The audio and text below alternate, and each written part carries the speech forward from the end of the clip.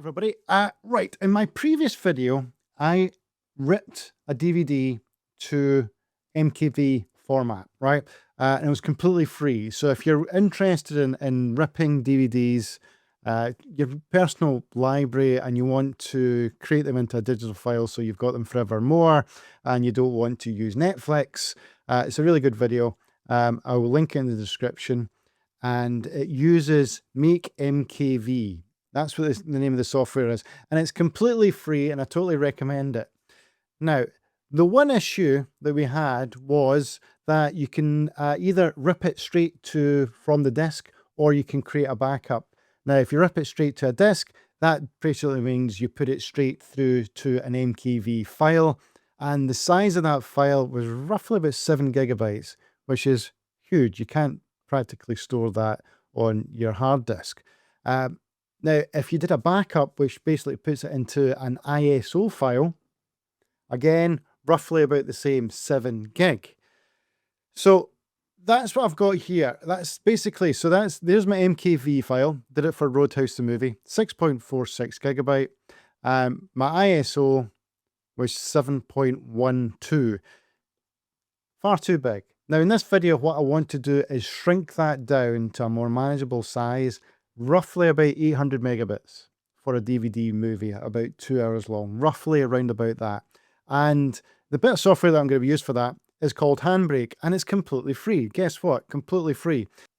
So if I just open it up here, what I've done is I've opened up HandBrake, and I've put the links in the description. And as soon as I've opened it up, it's actually looking for a previous search, which I did, which is basically the Roadhouse. But basically, when you open it up, you want to open up your source. Now, you can do this straight from your DVD drive if you want.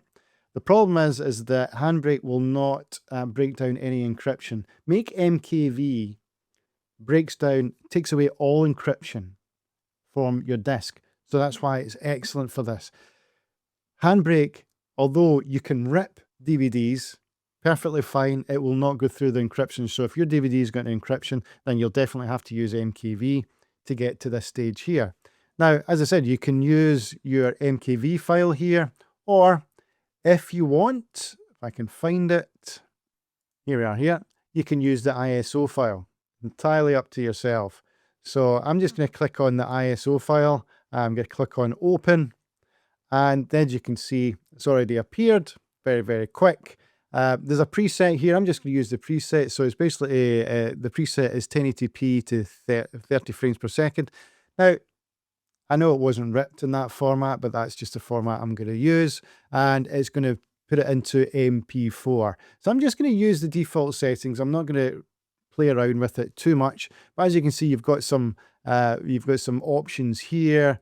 We can change the dimensions, video. It's really just the audio that I really want to look at. And you can see that was one disappointment with the Make MKV, is that it went from a 5.1 soundtrack to a stereo soundtrack. So that's something maybe you can look in future videos, maybe see if you can keep the 5.1 soundtrack. So it just shows you there that that's what the audio is going to be. It's going to be 2 channels, 122 kbps, and a bit rate of 160.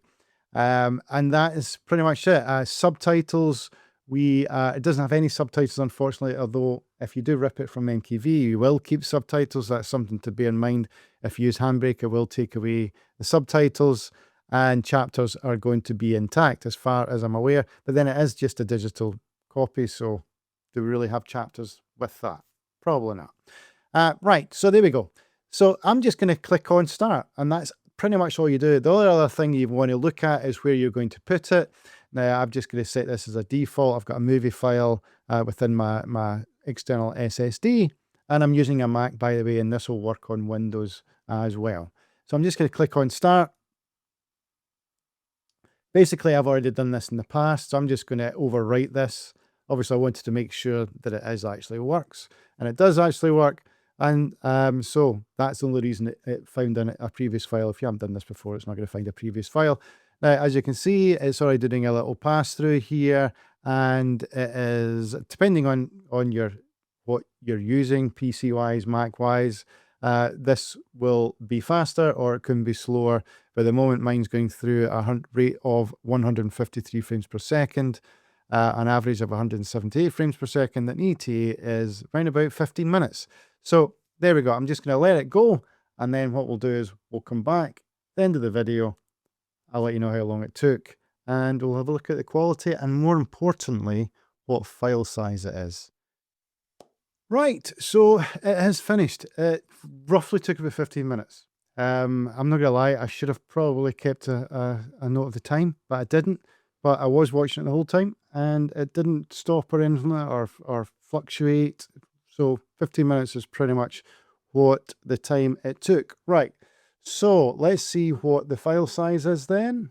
So Roadhouse MP4, 860 megabits. Spot on. Absolutely spot on. That's exactly what it should be. 860, roughly. I said about 800 before, didn't I? So they're thereabouts. And that was the largest file that we had because I took an ISO file, which is 7.5 gig. So 7.5 gig to 850 is pretty good. Right, what I can do is, let's have a look at it.